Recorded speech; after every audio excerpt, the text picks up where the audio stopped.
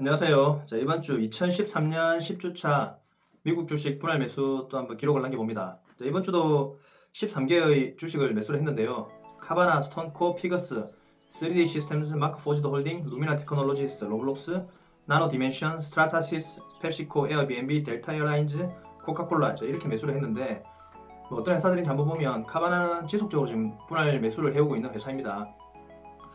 중고차를 사기 위한 전자상거래 플랫폼을 운영을 하고 있고요. 스톤코는 브라질의 핀테크 기업으로 브라질 시장에서만 23만여 개의 온 오프라인 매장에 서비스를 제공하고 있고, 피그스는 소비자에게 직접 판매하는 건강관리 의류 및 라이프스타일 브랜드이고, 3D 시스템즈는 적층 치료 제조 솔루션 회사로 치과, 의료기기 서비스 등의 헬스케어, 항공, 우주 산업 분야에도 사용되고 있습니다. 마크 포지드 홀딩은 산업용 적층 제조 플랫폼 제공업체이고, 루미나 테크놀로지스는 차량 안전 및 자율주행에 종사하는 글로벌 자동차 기술 회사로 라이다 생산업체입니다. 로블록스는 게임, 엔터테인먼트 및 여러 분야의 사용자들이 직접 콘텐츠를 개발함으로써 운영되는 플랫폼을 제공하고 있고, 나노 디멘션은 마이크로 적층 제조 등을 위한 지능형 기계 제공업체고, 스트라사시스는 제품 설계 및 제조 공정에서 사용되는 부품을 생성하고 최종 부품을 직접 제조하기 위한 3D 인쇄 및 적층 제조 솔루션 공급업체입니다. 펩시코는 음료 및 편의식품 회사로 우리가 흔히 아는 펩시콜라, 게토레이, 트로피카나, 도리토스, 내지는 치토스 등의 브랜드를 가지고 있는 회사고, 에어비앤비는 숙소 예약 글로벌 플랫폼을 운영을 하고 있고, 이 회사의 마켓플레이스 모델은 온라인 또는 모바일 장치를 통해서 호스트와 게스트를 연결하는 서비스를 제공하고 있습니다. 델타 에어라인즈는 미국 전역과 전 세계의 승객과 화물을 위한 정기 항공 운송 서비스를 제공하고 있고, 현재 시총은 한 31조 정도 되고 22년 매출이 이제 67조, 그리고 에비타가 7.5조, 단기 순이익이 한 1.7조 정도 되더라고요. 그리고 퍼가 한 19 정도 되고 배당은 없는 상태입니다. 그리고 코카콜라, 음료 제조회사고 시가총액은 한 340조 정도 되는데, 우리가 흔히 아는 코카콜라나 스프라이트 등의 브랜드를 가지고 있는 미국과 자본주의의 상징이라고 할 수 있는 회사죠. 이번 주는 3D 프린팅 업체들의 관심을 좀 가져봤어요. 3D 시스템즈나 마크 포지드 홀딩이나 나노 디멘션, 스트라타시스 같은 그런 회사들의 관심을 좀 가져봤는데, 매주 그때그때 이제 관심 있는 분야가 있으면 그 회사들도 좀 한번 매수를 해보고 그렇게 할 계획입니다.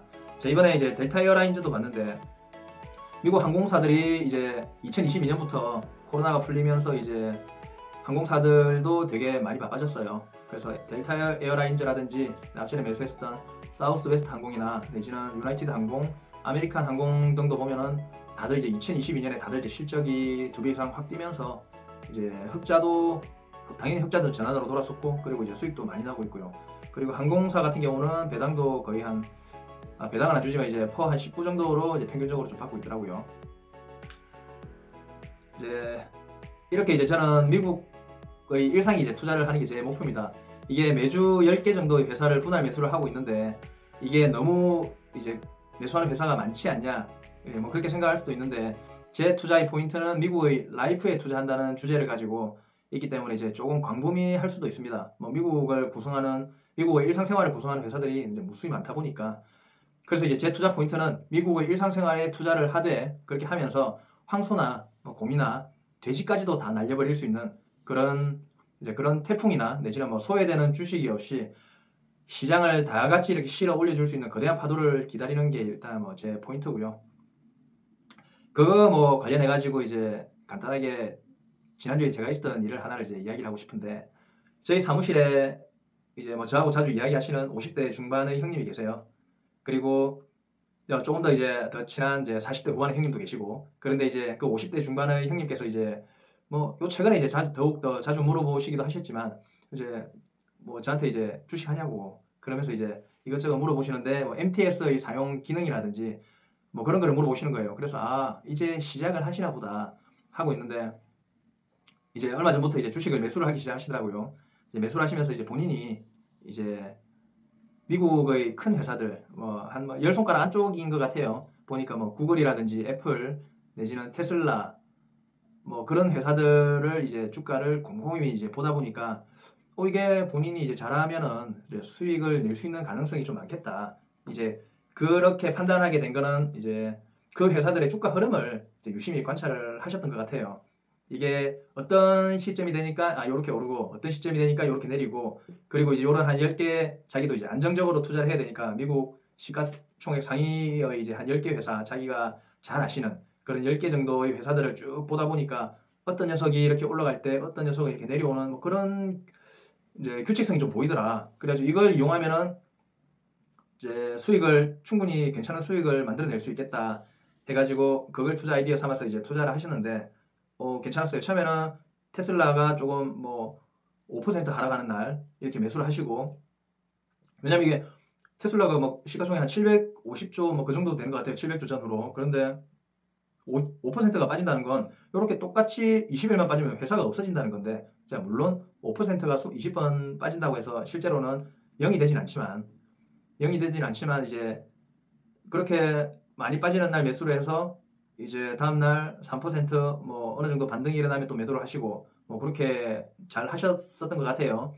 그런데 어느 날 지난주 중에 이제 한번 1점 거의 2% 빠지는 날 보니까 이제 테슬라를 보게 되면 아무래도 이제 같은 전기차 회사인 뭐 리비안이나 루시드 뭐 그런 회사들도 같이 이제 보게 될 거 아닙니까? 그래서 이제 어느 날은 또 리비안을 매수를 하셨다고 저한테 이야기를 하시더라고요. 그래서 제가 리비안이 한 1.7조 정도 전환사채 발행한 거 하면 이제 실제로 뭐 트럭 이제 전기 트럭 제조를 하는데 실제로 뭐 예년의 목표로 했던 뭐 달성 대수를 이제 못 맞춘 이야기하며 뭐 그런 이야기를 하니까 이게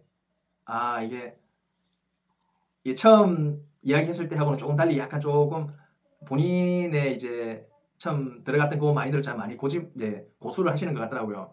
근데 이제 그렇게 처음에 테슬라를 매수했을 때 이제 또 어떤 이야기를 했었냐면 제 아까 이야기했던 40대 후반의 형님은 이제 제가 그 형님하고 한 4년 정도 지금 같이 일을 하고 있는데 그 형님은 거의 반 프로예요, 반 프로. 실제로 옛날에 이제 프로 생활도 하셨고 그리고 이제 서울에 올라가가지고 한 6개월 정도 되는 강의도 들었다고 하시고 하시면서 이제 실제로 이제 전업 생활도 조금 하셨고 이제 그 형님하고 이렇게 형님 좀 조언 좀 해주시라고 했는데 그 형님이 이제 그런 이야기를 하셨어요.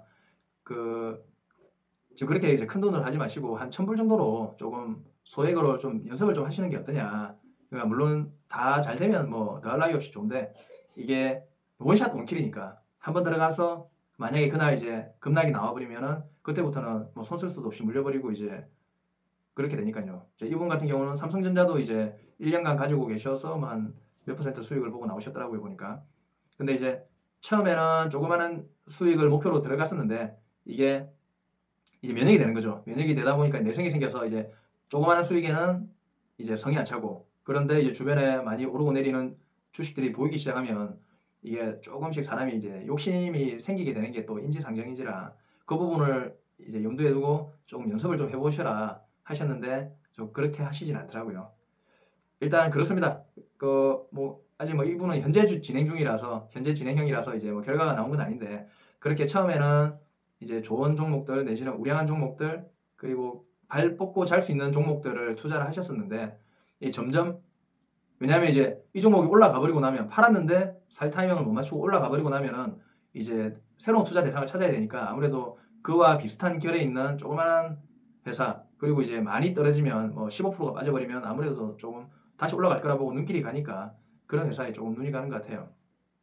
이게 왜 그렇게 이제 그렇게 약간 전철을 밟게 되냐 하면 이게 자기만의 투자에 대한 시작 내지는 투자 중간의 과정이나 관리 그리고 투자의 마무리에 대한 전체적인 프로세스에 대한 기준이 없기 때문에 그렇게 그냥 그때그때 원래는 요 회사들만 투자를 하려고 했는데 다른 회사들에 실제로 이제 투자를 하게 되고 눈길이 가고 하는 거에 그런 잘못될 수 있는 가능성이 있는 거는 자기만의 기준이었기 때문이지 않을까 합니다.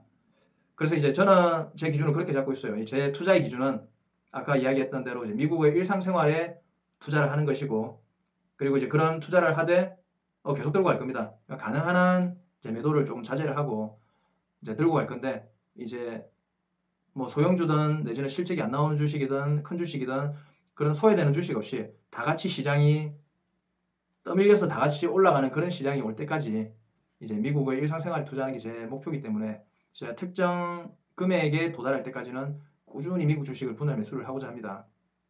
자, 오늘은 3D 프린팅 업체 위주로 해서 분할 매수를 했다면 다음 주는 뭐 예를 들어 계획하고 있는 거는 이제 항공사 위주로 좀 매수를 할 거고 그 다음에는 여행 관련된 회사로 조금 매수를 할 거고, 이런 식으로 이제 미국의 일상생활에 계속적으로 투자를 하고자 합니다. 그래서 다들 이제 자기만의 투자에 대한 기준을 좀 마련을 하시고, 이제 저랑 같이 한번 이제 돼지까지 수익을 실현할 수 있는 그런 장이 올 때까지 한번 꾸준히 한번 해보시죠. 오늘도 제 이야기 들어주셔가지고 감사합니다.